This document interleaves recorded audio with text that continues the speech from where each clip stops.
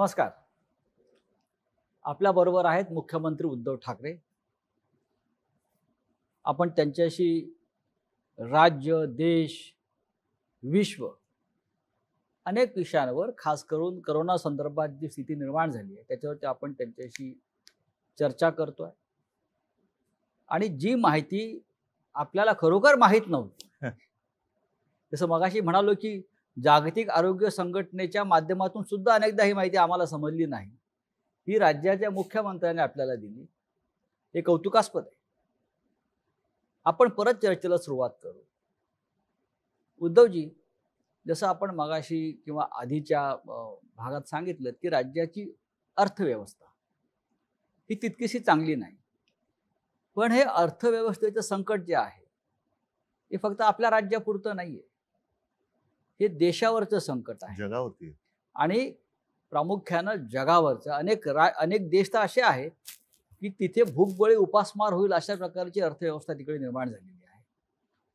तरीही महाराष्ट्र एक असं राज्य आहे हे आर्थिकदृष्ट्या, औद्योगिकदृष्ट्या देशात सतत पहिल्या क्रमांकावर राहिलं. कोट्यावधी लोकांना देशातला रोजगार देणारं हे राज्य आहे. जर ह्या राज्याचीच अर्थव्यवस्था अशा प्रकारे डळमळीत झाली तर देश डळमळीत होईल. मी एक सांगतो तुम्हाला, दोन महत्वाचे मुद्दे आहेत. मगाशी ज्याचा मी उल्लेख केला की माननीय पंतप्रधान मध्ये मध्ये व्हिडिओ कॉन्फरन्सिंगच्या माध्यमातून देशातल्या सर्व मुख्यमंत्र्यांशी संवाद साधतात. त्यातल्या पहिल्या किंवा दुसऱ्या संवादात त्यांनी सांगितलं होतं की तुम्ही कोणीही अशी एखादी योजना जाहीर करू नका की जिच्यामुळे भविष्यात आपल्याला अडचण निर्माण होईल. बरं. सवंग लोकप्रियतेच्या अट्टहासापायी उगाच काहीतरी सूट हे दिलं ते दिलं असं जाहीर करू नका, कारण जशी तुमची परिस्थिती आहे तशीच आमची पण आहे, म्हणजे केंद्राची पण आहे. हे सत्यच आहे की जागतिक अडचण आहे.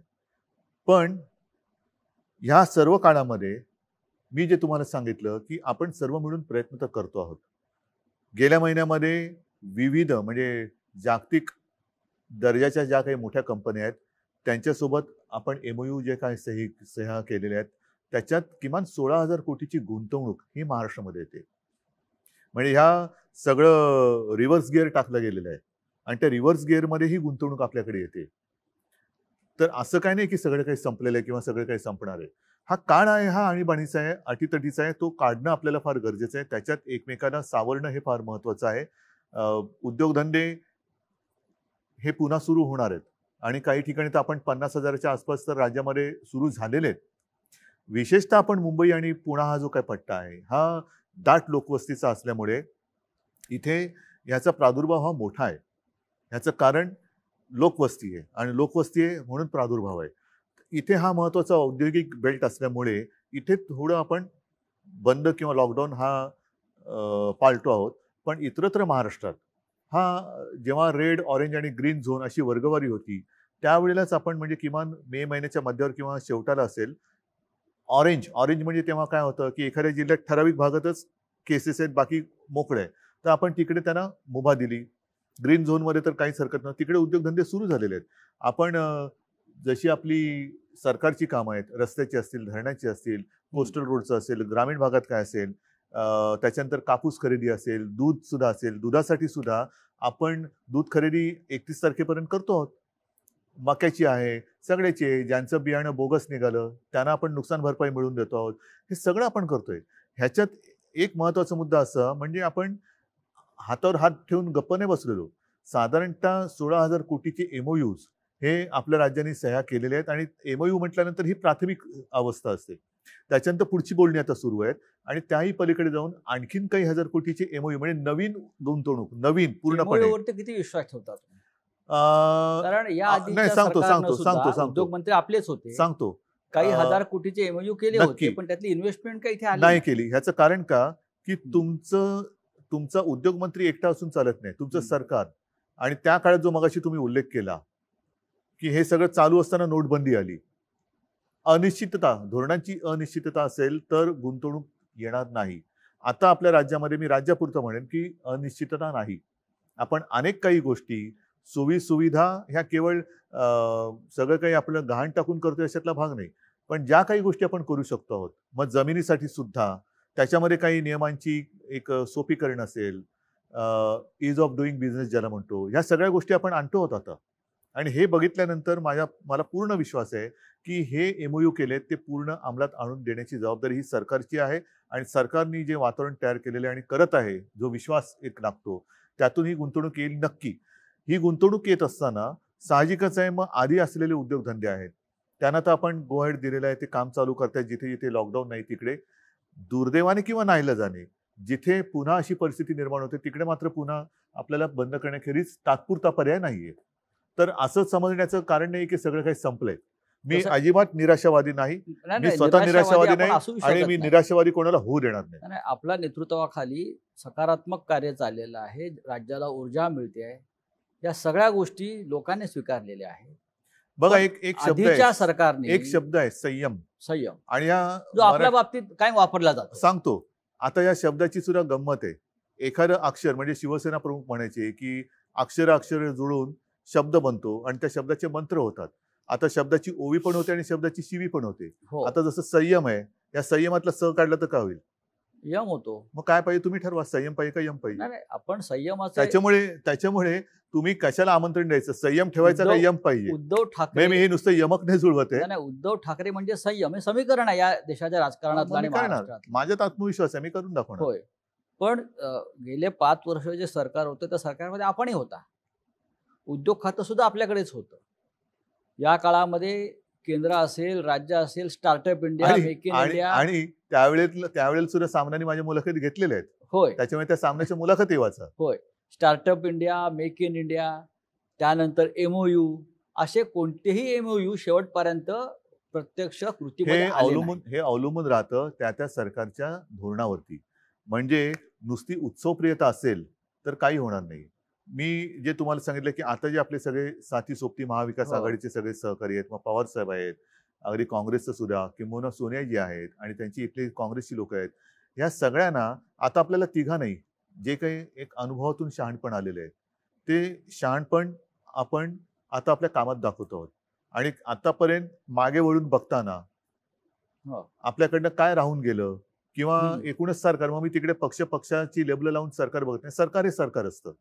या सरकारकडनं काय राहिलं होतं, काय चांगलं झालं होतं, ह्याचा सगळा एक आढावा घेऊन आपण या गोष्टी करतो. आणि ही सुद्धा गोष्ट जी 16,000 कोटीची एमओयूची आहे, ही सुद्धा मी घरात बसून केलेली आहे. हो, आम्ही पाहिलं ते. हे सुद्धा घर बसल्याच केलेलं आहे. मी कुठेही भटकत गेलो नव्हतो की इकडे जा तिकडे जा तिकडे जा, काही नाहीये. आपली जी सिस्टीम आहे, पुन्हा सिस्टीम ही काम करते.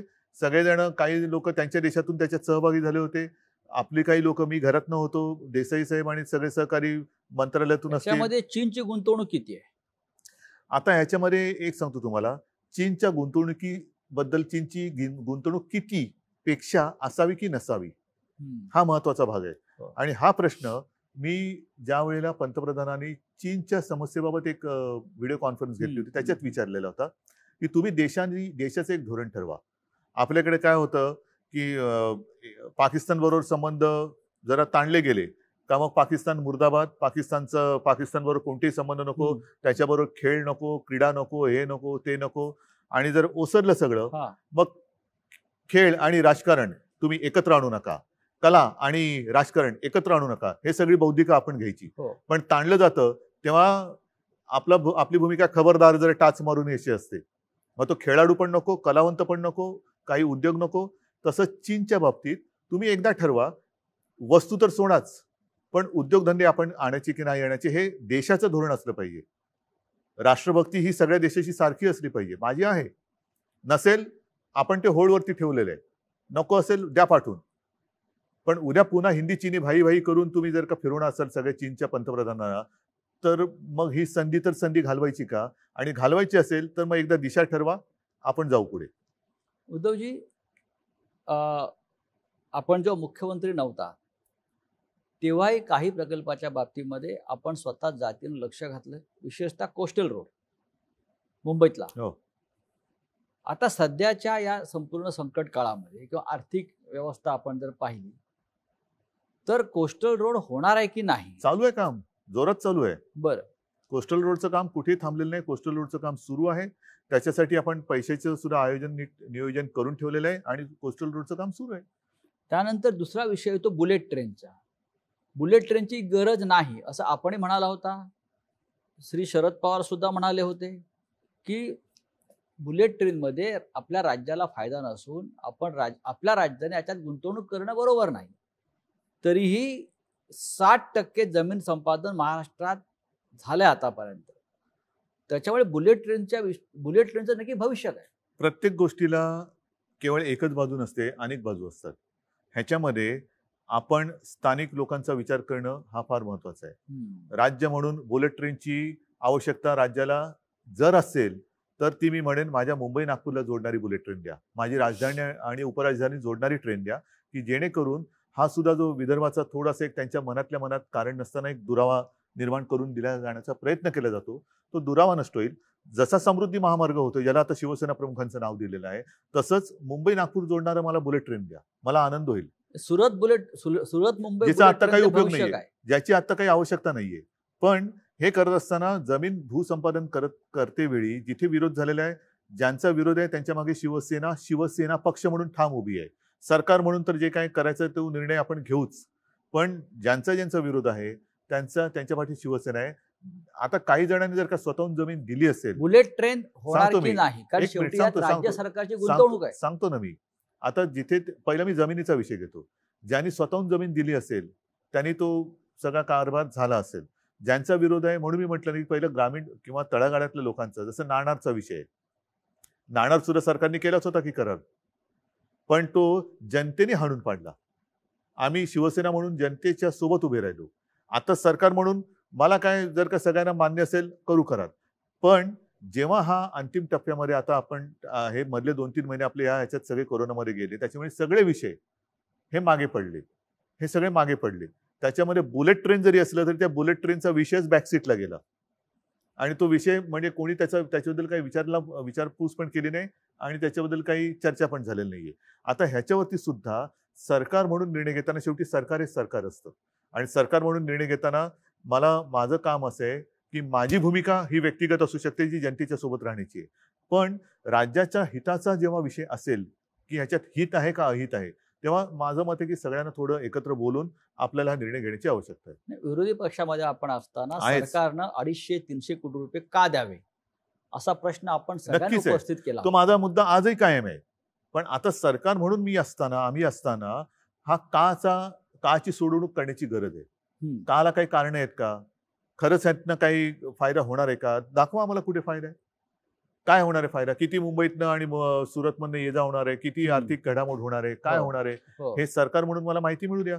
जर पटली जनतेसमोर ठेवतो, पण नसेल तर कदाचित मी असं म्हणेन की एखादी भूमिका मी एकतर्फी घेतली असेल तर ती आत्ता योग्य नाहीये. आत्ता मला अयोग्य वाटलं तर तो मी रद्द करेन. बर, आपली महाविकास आघाडी काय म्हणते? व्यवस्थित आहे. मध्ये मध्ये कुरकुर नाही, असं काय नाही. एक गोष्ट स्वीकारली पाहिजे, नक्कीच स्वीकारली पाहिजे आणि ती मी स्वीकारतो की गेल्या 2-3 महिन्यामध्ये फेस टू फेस या गाठीभेटी अवघड झालेत. कारण आज सुद्धा मी येताना वाचलं, अजून एका मंत्र्याला कोरोनाची लागण झालेली आहे. बरोबर आहे. अद्यापपर्यंत 2-3 मंत्री म्हणजे जितेंद्र असेल, अशोकराव असतील, हे धनंजय आहे, हे आजारी पडून सुदैवाने बरे झालेले आहेत. जितेंद्र तर फारच जरा गंभीर हे होता. तर अशा ह्याच्यामध्ये ह्या भेटीगाठी थोड्याशा अवघड झालेल्या आहेत. त्याच्यामुळे फोनवरून गाठीभेटी होणं किंबहुना व्हिडिओच्या माध्यमातून होणं, ह्या थोड्याफार फरकाने सुरू असतात. पण जिथे ते आवश्यकता लागेल, आता म्हणून आपण कॅबिनेट सुद्धा जी करतो ती कॅबिनेट थोडी विस्तारलेली आहे. म्हणजे काही मंत्री हे त्यांच्या कार्यालयात किंवा तिकडे बसतात, जिथे असतील तिकडे. मी माझ्या इकडे बसतो, मंत्रालयात काही जण बसतात. अशी सगळी जरा पसरून ती कॅबिनेट घ्यावी लागते. कारण एका ठिकाणी पुन्हा मी तेच सांगेन की जनतेला आम्ही कायदे सांगायचे आणि स्वतःच नियम तोडायचे, हे बरोबर नाहीये. तर त्याच्यामुळे ह्या काही थोड्याशा गाठीभेटी. काही मंत्र्यांचा असा आक्षेप आहे आणि तो प्रसिद्धी माध्यमात सुद्धा आलेला आहे की मंत्रालयाचं सचिवालय झालंय मधल्या काळामध्ये. उपस्थितीच नाहीये तिकडे कोणाची. सचिवालय म्हणजे जसं सचिवालयाचं नंतर मंत्रालय का झालं कारण हे राज्य नोकरशाही चालवत नाही, तर मंत्री चालवतात, लोकनियुक्त सरकार चालवतं. हे चित्र गेल्या 6 महिन्यात बदलल्याचा जो आक्षेप सातत्यानं समोर म्हणजे येतो. काय झाले? म्हणजे सचिवांच्या ताब्यात किंवा नोकरशाहीच्या ताब्यात हे राज्य गेलं. म्हणजे काय झाले? असं साधारण काही नाही, मंत्री म्हणजे काय बोलतायत झाले? की नोकरशाही राज्य चालवतात आणि म्हणजे काय करते? मंत्र्यांचं ऐकलं जात नाही. म्हणजे काय होते? मंत्र्यांचंच ऐकलं जात नाही. नाही. म्हणजे मग जर का तसं असेल तर धारावीचं कौतुक, राज्याचं कौतुक, सर्वोत्तम मुख्यमंत्री या ज्या सगळ्या गोष्टी आहेत ह्या नोकरशाहीने पटवून केलेल्या गोष्टी आहेत का? हं. निर्णय घेण्याचा अधिकार आपला आहे. हो. अंमलबजावणी करून त्यांच्याकडून घ्यायची असते. ज्या यंत्रणेची घडी आहे ही घडी शेवटी यंत्रणा, नाही, हे आपण योग्य बोलताय. ही यंत्रणा राबवण्याची हिंमत तुमच्यात पाहिजे. हं. तुम्ही जर का प्रत्येक ठिकाणी ऑर्डरही तुम्हीच देणार आणि कामही तुम्हीच करायचं तर हे काय गव्हर्नमेंट असू शकत नाही. म्हणजे जसं नागपूरचं प्रकरण सगळ्यांसमोर आहे की तिथे जे महापालिका आयुक्त आहेत तुकाराम मुंडे आणि तिकडलं लोकनियुक्त महानगरपालिका किंवा नितीन गडकरी स्वतः केंद्रीय मंत्री, आता ह्याच्यामध्ये हा फार मोठा वाद अख्ख्या महाराष्ट्रात बरोबर सुरू आहे. आहे. मग माझं काय म्हणणं आहे, तुम्ही एकतर मग यंत्रणा केराच्या टोपलीत फेकून द्या. हा. मंत्रालय का सचिवालय, सचिव पद्धतच बंद करून टाका. पिन टू पियानो ज्याला म्हणतात ना, A to Z गोष्ट, म्हणजे ऑर्डर पण तुम्हीच काढायची, कामं पण तुम्हीच करायची, मदतीचं वाटप सगळं तुम्हीच करायची. राज्याचे मुख्यमंत्री म्हणून तुम्ही तुकाराम मुंड्यांच्या मागे उभे आहात की महानगरपालिका जे तुकाराम मुंड्यांच्या मागे लागली आहे तिकडे हात धुवून त्यांच्या मागे आहात? तुमचं मत काय? कोणाचं बरोबर आहे? मला असं वाटतं की तुकाराम मुंडे आल्यापासून तिथे शिस्त लागलेली आहे. मग मी कोणाच्या मागे उभं राहायला पाहिजे? शिस्तीच्या मागे उभं राहायला पाहिजे. तसंच आहे. एखादा अधिकारी कठोर असू शकतो, कडक असू असेल. शकतो. पण त्याचा तुम्ही त्या कठोरपणाचा लोकांच्या हितासाठी उपयोग करून घेत असाल. एक गोष्ट अशी आहे की त्यावेळेला त्यांनी जे काही कायदे किंवा काही नियम कडकपणाने अंमलात आणवले हे काही जणांना परवडत नसतील. तिथे आता इलेक्शनचा जमाना नाहीये. आधी जर मतदार वाचले तर मतदान होणार आहे आणि त्याच्यात जर का तुकाराम मुंडेंनी एखादी गोष्ट कडकपणाने अंमलात आणली तर अशा अधिकाऱ्याच्या पाठी उभं राहायला पाहिजे. बर, आतताईपणा कोणीच करू नये. पण जर का चांगली शिस्त लावली जात असेल आणि जनतेचं हित, शेवटी जनता सुद्धा आता उघड्या डोळ्याने बघत असते. तोंडावरती मास्क असेल पण डोळे उघडे आहेत जनतेचे.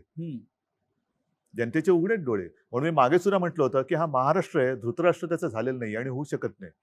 आघाडीचं सरकार चालवताना मर्यादा असतात असं मनमोहन सिंग नेहमी म्हणायचे. अटल बिहारी वाजपेयी सुद्धा असंच म्हणत होते. अनेक पक्ष एकत्र असतात, प्रत्येकाची भूमिका वेगळ्या असतात. मनमोहन सिंग सुद्धा एकदा रागाने म्हणाले होते की मी काही निर्णय घेऊ शकत नाही, हे आघाडीचं सरकार आहे, मर्यादा असतात. आपलंही तसं मत आहे का? मनमोहन सिंग यांना प्रशासनाचा अनुभव होता. बरं. त्याच्यामुळे त्यांना मर्यादेचं एक भान होतं. हा. मला प्रशासनाचा अनुभव नाही, त्याच्यामुळे मला मर्यादेचं भान नाही. बरं.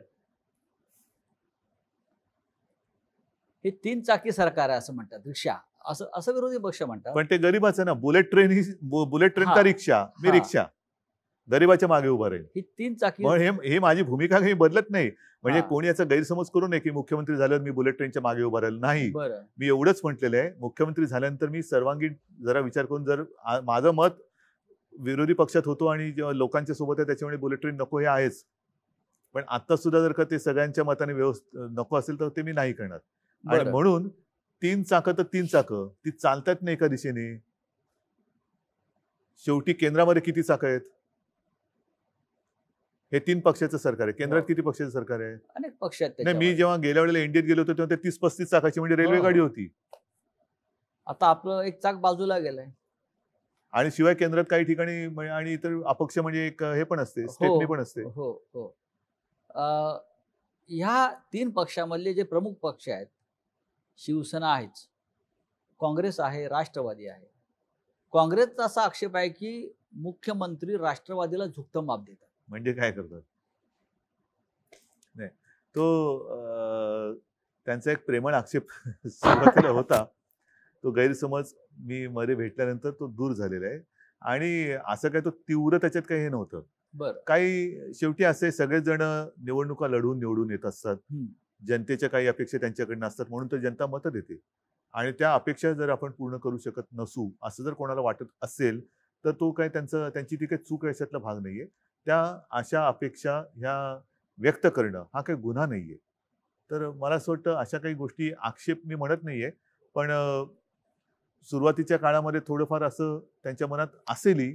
माझ्याशी ते असे काही अगदी ठामपणाने बोलले नाही की आम्हाला तुम्ही विचारतच नाही, अमुकच नाही. माझं पवार साहेबांशी पण चांगलं हे आहे. कधी कधी मी अगदी काही नित्य नियमाने नाही, पण सोनियाजींना पण मी फोन करत असतो. शरद पवारांचं किती मार्गदर्शन लाभतं? त्यांना अनुभव राज्य चालवण्याचा भरपूर आहे. त्यांच्याबरोबरच्या भेटी ह्या एक वेगळा अनुभव असतो. बरं. ते जेव्हा मला भेटतात तेव्हा असं काही नाही की ते असं काहीतरी काम किंवा काहीतरी असं घेऊन येतात, अजिबात नाही.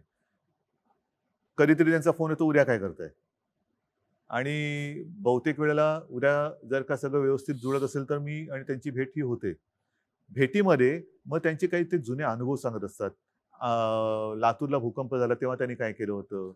चीनचा विषय निघाला तेव्हा ते चीनच्या दौऱ्यात त्यांचा अनुभव कसा, मग ते पंतप्रधानांसोबत त्यांच्या चीनच्या काय चर्चा झाली, मग अमुक एक कसं आहे, तमुक एक कसं आहे, म्हणजे जुन्या त्यांच्या अनुभवाच्या आठवणी ते सांगत असतात. शरद पवार हे या महाराष्ट्रातल्या किंवा देशातल्या शेतकऱ्यांचे एक महत्त्वाचे नेते आहेत. सहकार क्षेत्रामध्ये त्यांचं योगदान मोठं आहे. महाराष्ट्रातली साखर कारखानदारी अडचणीत येऊनही या भूमिकेचे ते आहेत पहिल्यापासून. पण मी काल असं पाहिलं की राज्याचे विरोधी पक्षनेते देवेंद्र फडणवीस हे साखर उद्योजकांचे प्रश्न घेऊन अमित शहांना भेटले. ते पूर्ण देशातल्या साखर कारखानदारांबद्दल चिंता करत असतील. हो, पण गृह खात्याकडे साखर कारखान्याचे काय प्रश्न असू शकतात? शेवटी साखर ही घरातच लागते ना, गृहामध्ये. कायदा सुव्यवस्था किंवा या संदर्भात नाही, गृहमंत्र्यांना भेटणं. गृह खातं म्हणजे त्यांना गृहमंत्री म्हणजे जरा जसं आदेश बांदेकर करतात कार्यक्रम तसे गृहमंत्री वाटले असते. अच्छा, होम मिनिस्टर. होम मिनिस्टर म्हणून ते साखरेचा विषय गृहमंत्र्याकडे. कारण राज्यातल्या साखर उत्पादकांचा प्रश्न हा मुख्यमंत्र्यांच्या अखत्यारीत येत नाही का, असा माझ्या पुढे प्रश्न आहे. कल्पना नाही बाबा मला. पण दिल्लीत जाऊन त्यांनी एक घोषणा मात्र नक्की केली, ती म्हणजे हे सरकार पाडण्याचा आमचा इरादा नाही, हे त्यांनी महाराष्ट्र सदनामध्ये येऊन सांगितलं. हे किती दिलासादायक आहे तुम्हाला? माझं तर मी तर बसलेलोच आहे. इरादा असेल नसेल, काही जण सांगतात की ऑगस्टमध्ये सप्टेंबरमध्ये सरकार पाडणार. माझं म्हणणं आत्ता पाडा. माझी मुलाखत चालू असताना सरकार पाडा. मी काय फेविकॉल लावून बसलेलो नाहीये. पाडायचं तर पाडा, जरूर पाडा. त्याच्यात तुम्हाला पाडापाडी करण्यात आनंद आहे ना. काही जणांना घडवण्यात आनंद असतो, काही जणांना बिघडवण्यात आनंद असतो. बिघडवायचं असेल बिघडवा, मला नाही परवा, पाडा सरकार. ही तुमची भूमिका आहे की आव्हान आहे? हा माझा स्वभाव आहे. बर, हा माझा स्वभाव आहे. कारण एक फार कष्टातून निर्माण झालेलं सरकार आहे. हे सरकार उत्तम प्रकारे चाललंय. हे सरकार लोकप्रिय आहे. हे सरकार टिकायला पाहिजे असे या जनतेची भावना आहे किंवा देशातल्या जनतेची भावना आहे. या सरकारचं भवितव्य विरोधी पक्ष नेत्यावरती अवलंबून नाही.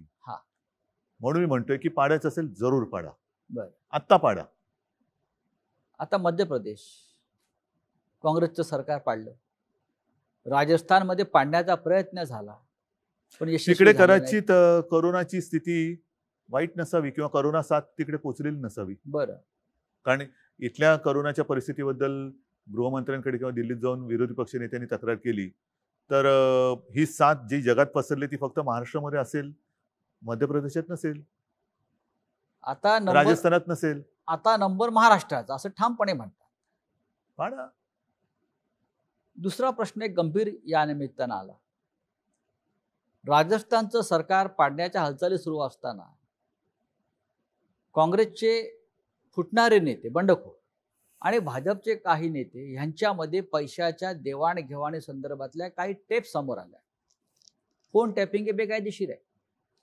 तरीही पैशाची ताकद लावून सरकार पाडणं हे काम सुरू आहे. दुसरं करू काय शकतात? लोकशाही आहे ना ही त्यांची. बरं, ही त्यांची लोकशाही. म्हणजे इथलं सरकार हे लोकशाही विरोधी आहे आणि तिथे आणणारं सरकार पैसे देऊन फोडून जर का ते करत असतील तर ते लोकशाहीला धरून आहे. ही लोकशाहीची व्याख्या, ही लोकशाहीची थट्टा हीच शिवसेना प्रमुखांना मान्य नव्हती आणि म्हणून ते म्हणायचे की ही तुमची असली दळबद्री लोकशाही ही असली, ही मला मान्य नाही. त्याच्यावरनं काय झालं? शिवसेना प्रमुखांना लोकशाही मान्य नाही. ही लोकशाही ही अशी तुम्ही लोकशाही मानता? हा जो पैशाचा वापर राजकारणामध्ये जो वाढतो त्याच्याविषयी आपलं काय मत आहे? बाळासाहेब ते नेहमी ह्याच्यावरती प्रखर प्रहार करायचे. आपण आज राज्याच्या पहिला क्रमांकाच्या सत्तेच्या खुर्चीवर बसलेला आहात. आपण जेव्हा हे पाहता मुख्यमंत्री म्हणून, नाही, हे सगळं घृणास्पद आहे. हे सगळं घृणास्पद आहे. म्हणजे इकडे हे जर का सत्य असेल आणि ते असत्य असण्याची शक्यता कदाचित कमी असेल, देव जाणे काय, तर पैशाचा वापर असा केला तर तो गुन्हा होत नाही. पण जर का तुमच्या कोणी विरोधात असेल तर त्याच्या मागे तुम्ही ससेमिरा लावता चौकशांचा. सगळे दिवस काही सारखे नसतात, दिवस बदलत असतात.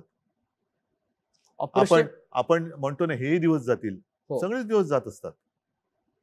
म्हणजे नवीन ऑपरेशन दिवस येतील. ऑपरेशन लोटस महाराष्ट्रात सक्सेस होणार नाही, यशस्वी होणार नाही. करून बघा ना. मी काय भाकीत थोडीच करू. बर, करून बघा. राष्ट्र फोडताय, फोडा. राष्ट्रीय एक महत्वाचा मुद्दा काय आहे, हा. असं कोणताही एक विरोधी पक्षातला नेता दाखवा जो दुसऱ्या पक्षात जाऊन सर्वोच्च पदावर गेला, मुख्यमंत्री किंवा पंतप्रधान झाले. मग तुम्हाला तुमच्या पक्षात असं काय मिळत नाहीये की जे तुम्ही दुसऱ्या पक्षात जाताय. आणि अशा कित्येक ठिकाणी आता अशी उदाहरणं आहेत की अशी ज्या वेळेला फोडाफोडी होते तेव्हा वापरा आणि फेकून द्या, ही नीती सर्वांनी वापरलेली. हे आपल्याकडचं राजकारण आहे.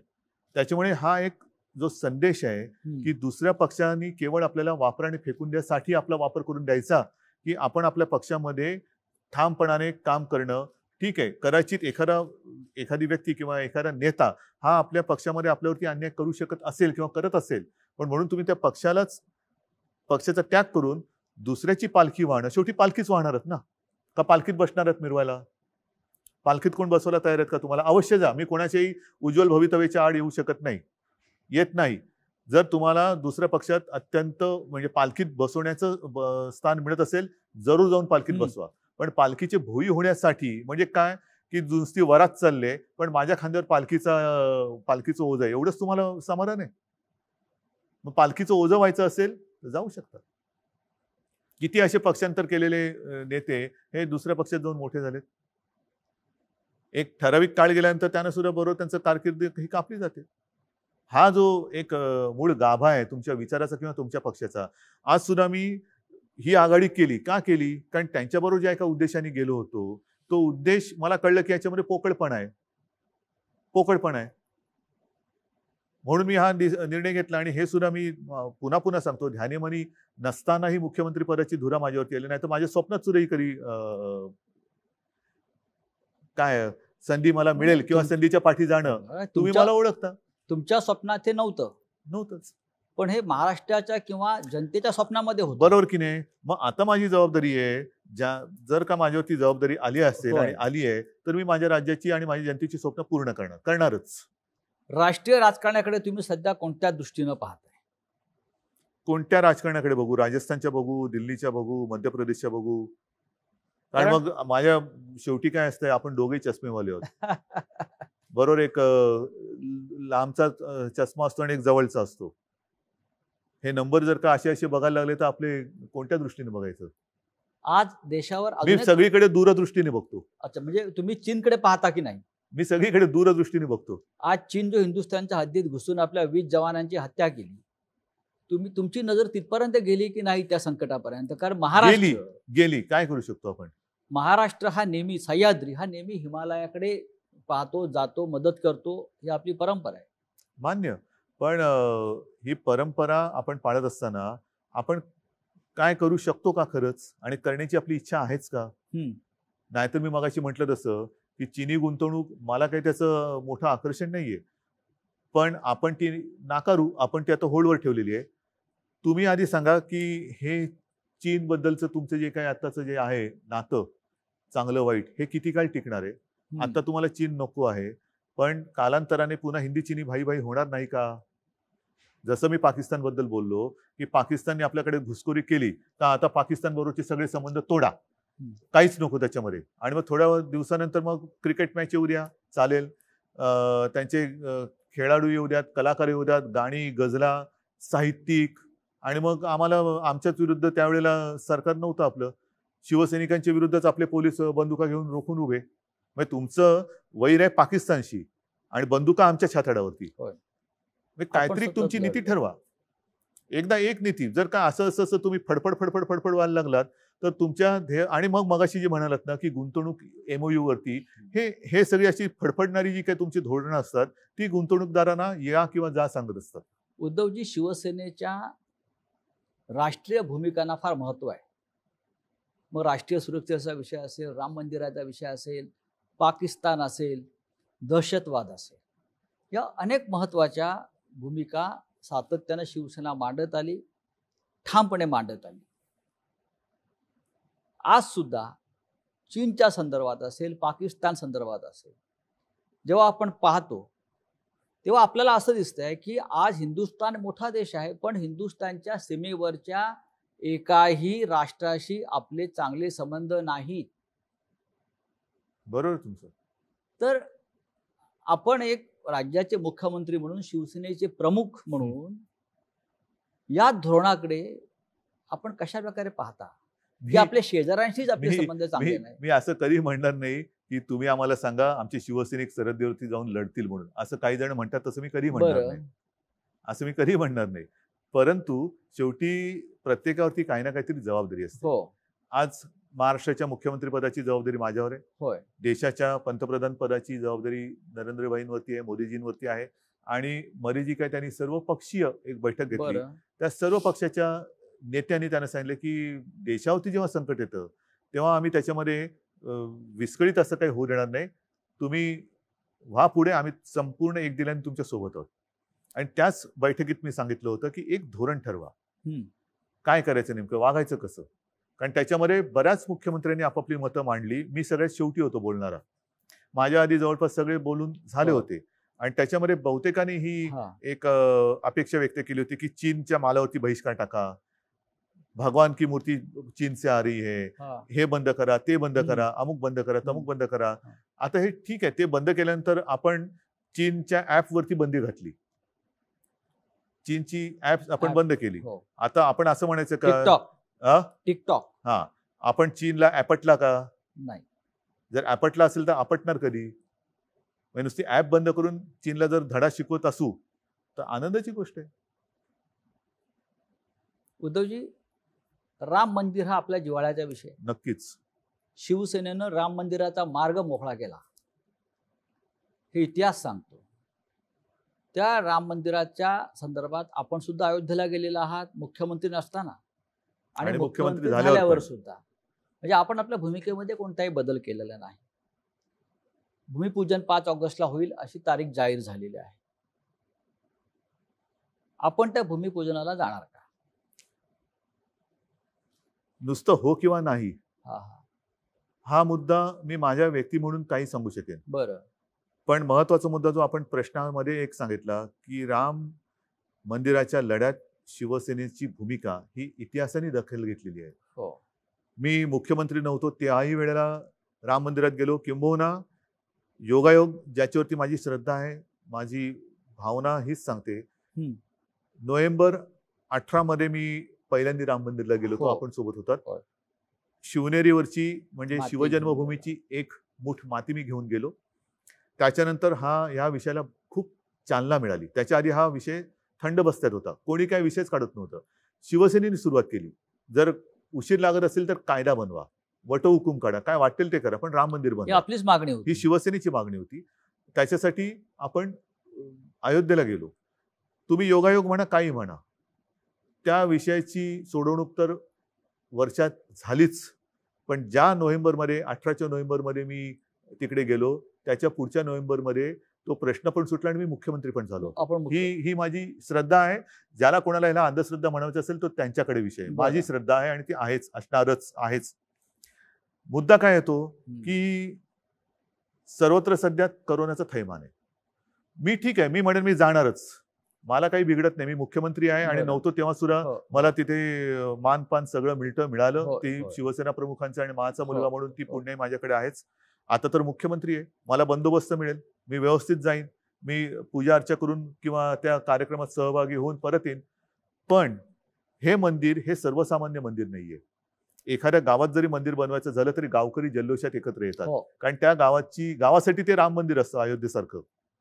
जे अनेक लोक अयोध्येला जाऊ शकत नाही त्यांच्यासाठी त्या गावाचं मंदिर हे महत्वाचं असतं. अनेक सभा समारंभ किंवा लग्न किंवा इतर काही गोष्टी त्या मंदिरातल्या देवाच्या साक्षीने होतात गावामध्ये. मग हा राम मंदिराचा मुद्दा आहे, ज्याला एका लढ्याची पार्श्वभूमी आहे, एक विचित्र पार्श्वभूमी आहे, ज्याच्यावरती बाबरांनी आक्रमण करून ते पाडून मशीद बांधली होती, त्याच्यात पुन्हा आता आपण मंदिर उभं करतोय. हा पूर्ण केवळ हजारो लोकांचे प्राण गेलेत. हिंदुस्थानातल्या हिंदूंचा नाही, जागतिक कुतूहलाचा विषय आहे. आज आपल्याकडे कोरोनाचं संकट असताना सर्व मंदिरांमध्ये जाण्या येण्याला बंदी आहे. मी जाऊन येईन, पण लाखो राम भक्त जे तिकडे उपस्थित राहू इच्छित असतील त्यांचं तुम्ही काय करणार? त्यांना तुम्ही अडवणार का? त्यांना येऊ देणार आणि त्यांच्यामध्ये कळत नकळत कोरोनाचा प्रसार होऊ देणार? कारण हा आनंदाचा क्षण आहे. आणि नाही तर तुम्ही व्हिडिओ कॉन्फरन्सवरनं ई भूमिपूजन करू शकता. आपल्याला आठवत असेल की आपण मुख्यमंत्री म्हणून जेव्हा गेलात तेव्हा शरयूच्या तीरावरती आपल्याला आरती करण्यापासून थांबवलं, कारण करोनाचा प्रसार होता. तिथं सुरुवात होती. आपण सगळी तयारी केली, बरोबर आहे. आणि त्याच्या आधी जेव्हा गेलो होतो तेव्हा शरयूचा काठ कसा होता? भव्य आपण केलं होतं. म्हणजे खच्चून गर्दी होती. म्हणजे हालचाल करायला जागा नव्हती. एवढं सगळं तो त्या विषयाला भावनेने जोडली गेलेली माणसं आहेत. ह्या लोकांना तुम्ही थांबवणार कसे? माझं येणं जाणं मी करीन. मी तर मुख्यमंत्री म्हटल्यानंतर जाऊन येईन. अजूनही अधिकृत काही तारीख आलेली नाहीये. अधिकृत तारीख आलेली नसली तरी अधिकृत कार्यक्रम कसा असेल कल्पना नाहीये. तो कार्यक्रम आल्यानंतर आपण ते ठरवू. पण लाखो लोकांची जी भावना आहे की तिकडे उपस्थित राहावं, त्यांना तुम्ही कसं अडवणार? कारण तिकडे तो शरयूचा काठच महत्वाचा आहे. ज्या वेळेला हे सगळं चाललं होतं तेव्हा शरयू सुद्धा लाल झाली होती राम भक्ताच्या रक्ताने. अशा लाखो लोकांच्या, करोडो लोकांच्या भावना त्याच्याशी निगडीत आहेत. आजही तुम्ही त्या विषयाशी भावनेनं बांधलेला आहेच. कारण मला स्वतःला मी 2 ते 3 वेळा अयोध्येला गेलो. पण तुम्हाला मी मनापासून सांगतो, मी अंधश्रद्धाळू नाही. माझे आजोबा, माझे वडील, आजोबांची मतं ही मला चांगली माहिती आहेत. आजोबा माझे नास्तिक नव्हते. त्यांची देवावरती श्रद्धा ही होतीच. पण ते त्याचबरोबरीने माझे वडील पण अंधश्रद्धाळू नव्हते. अंधश्रद्धा वेगळी आहे, नास्तिकपणा वेगळा आहे आणि आस्तिकपणा वेगळा आहे, श्रद्धा वेगळी आहे. श्रद्धा आणि अंधश्रद्धामध्ये एक पुसटची लाईन आहे, ती फार महत्वाची आहे. आणि त्या एका भावनेतनं मी सांगतो, मी ज्या वेळेला, मी आतापर्यंत मला वाटतं 3 वेळा आपण गेलो. 3 वेळा गेलो. तिन्ही वेळेला मी जेव्हा त्या राम मंदिराच्या समोर, राम मंदिर आता ते रामाचं हे काय आपण बघितलं, आता भव्य दिव्य ते होईल, पण तो जो एक गाभारा आहे त्याच्या समोर उभं राहिल्यानंतर मला जो काही एक अनुभव आला, तो अनुभव मला आला, इतरांना आला असेलच, मी नाही म्हणत नाहीये. उद्धवजी, त्याच्यामुळे ह्याच्याबद्दल कोणी या विषयावरती माझ्याशी कोणी वाद घालू नये किंवा कोणी मला शिकवू नये. उद्धवजी, शिवसेना म्हणजे गर्दी. हा गेल्या 50-55 वर्षाचा अनुभव. शिवसेना प्रमुख म्हणजे गर्दीचा महासागर. आपण सुद्धा शिवसेना पक्षप्रमुख झाल्यावरती सतत गर्दीत राहिलात. शिवसेनेनं हाक मारली की हजारो लाखो लोक रस्त्यावरती उतरतात, लाखोंच्या सभा आपण करतो. पण या नवीन स्थितीमध्ये आपण गर्दीपासून लांब झालो किंवा गर्दी ओसरली. शिवसेनेचा कालचा वर्धापन दिन सुद्धा आपण गर्दीशिवाय केला. गर्दी होती पण ती गर्दी. हे राजकारण कसं काय पुढे जाणार? नाही, अवघड आहे. आणि आता मी तुम्हाला म्हटलं ना की शिवसेना प्रमुखांची आठवण येते, ती ज्या वेळेला असे काही विजयोत्सव व्हायचे, हो, शिवसेना प्रमुखांचा वाढदिवस असायचा, हो ना, त्या अखेरच्या ह्याच्यामध्ये ते खाली येत नसत आणि त्यांचे फोटो आहेत खिडकीतून हात करताना. ज्या वेळेला खाली गर्दी व्हायची आणि घोषणा व्हायच्या, त्यावेळेला ते उठून बाहेर यायचे खिडकीत आणि हात करायचे. आणि मी त्यांना सांगण्याचा प्रयत्न करायचो की तुम्ही सारखं हे नका करू. मला म्हणायचे हे माझं टॉनिक आहे, माझ्या तब्येतीची चिंता करू नको, हे माझं टॉनिक आहे. हे एवढं महत्व शिवसैनिक आणि आमचं नाते आहे. आमच्या नात्याचं ते यथार्थ वर्णन आहे, शिवसैनिक आणि आमचं. आता ह्या टॉनिकचं काय करणार आपण? आता ते टॉनिक मिळवायचं तर आहेच. कोणत्याही परिस्थितीत मी टॉनिक नाही सोडणार. बरं, लॉकडाऊनच्या काळात आपल्या प्रधानमंत्र्यांनी एक मंत्र दिला, आत्मनिर्भर होण्याचा. चांगला मंत्र आहे की आत्मनिर्भर व्हायला पाहिजे. तुम्ही याकडे कसा बघता? एक प्रश्न आहे राज्याचे मुख्यमंत्री म्हणून.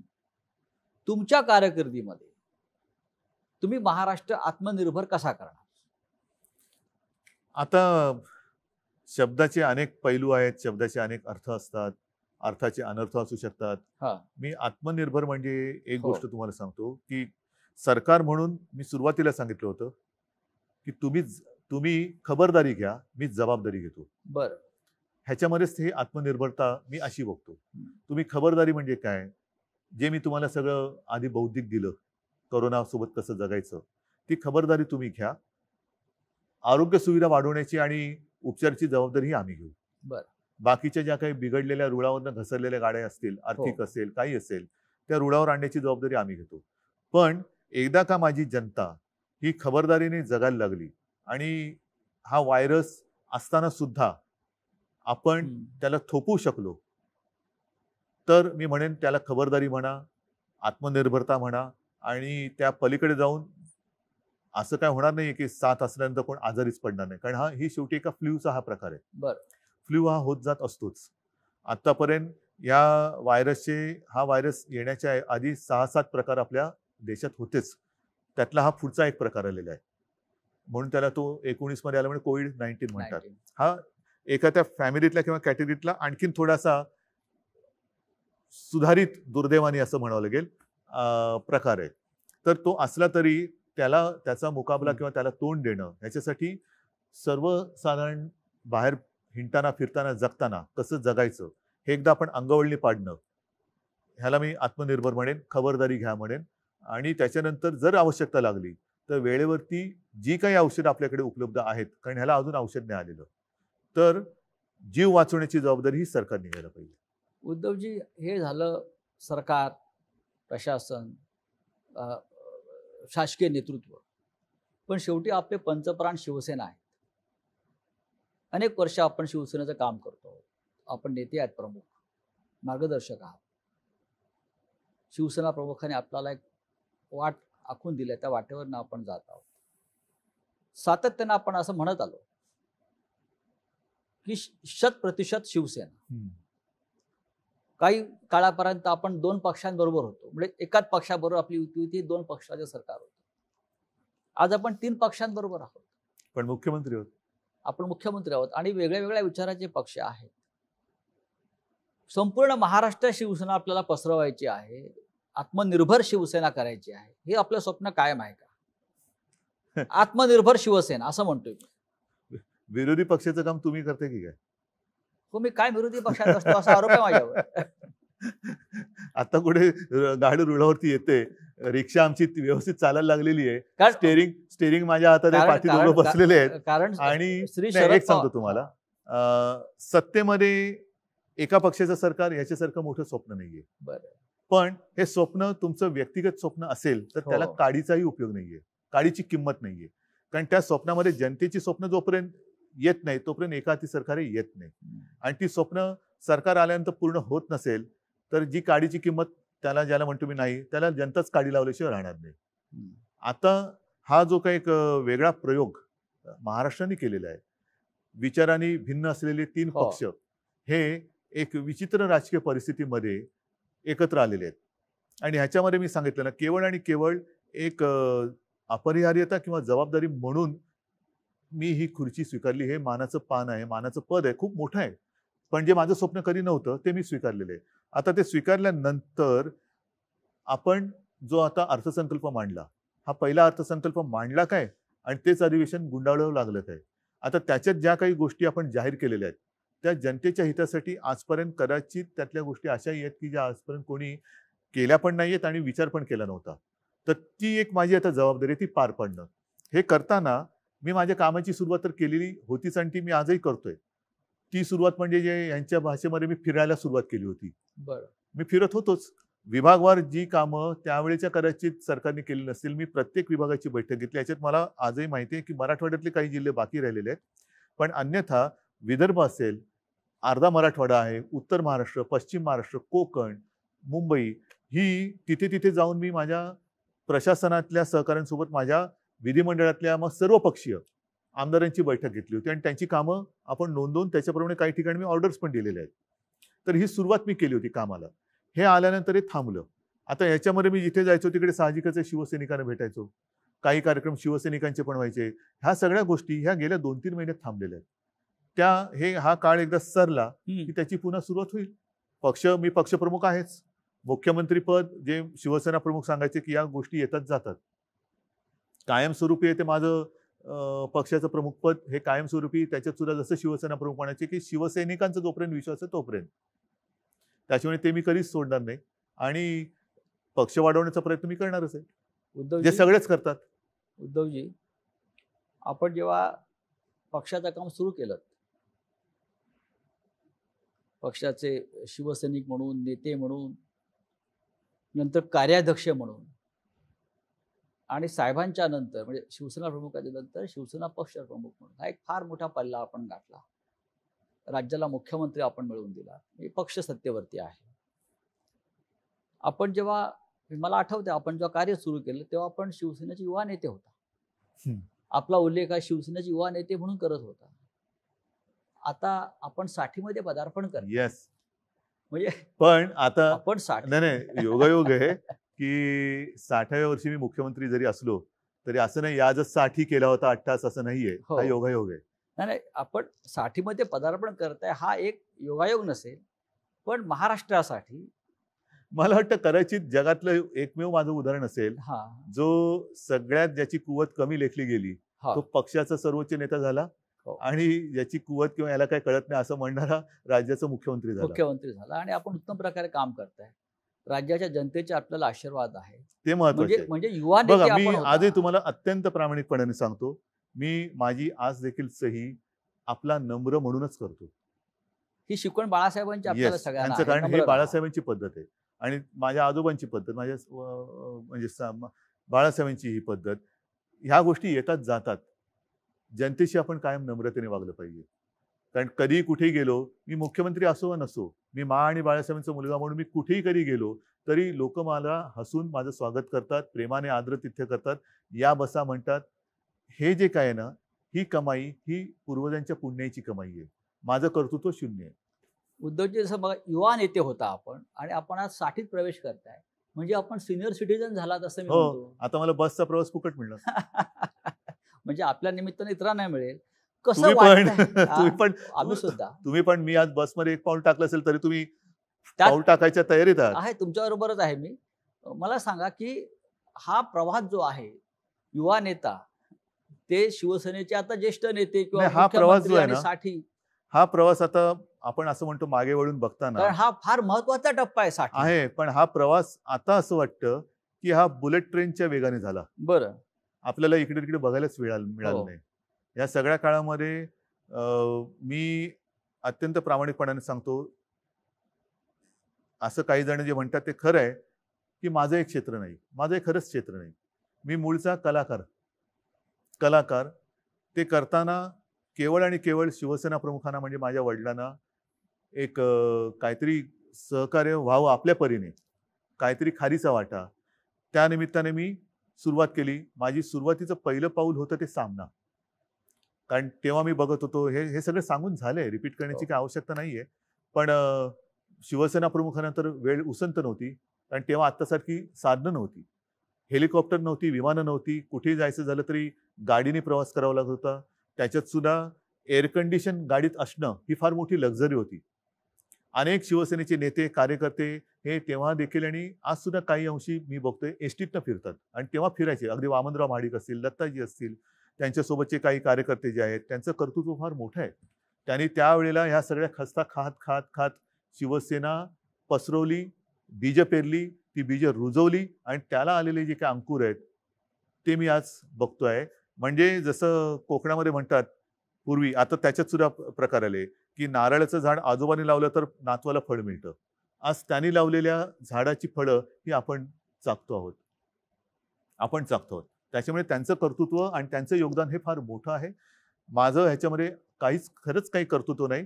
केवळ आणि केवळ मी ह्याच्यामध्ये मनापासून इन्व्हॉल्व्ह झालो. जसं तुम्ही मगाशी सांगितलं की करोनावरती डॉक्टरेट आहे की काय, नाही असं नाहीये.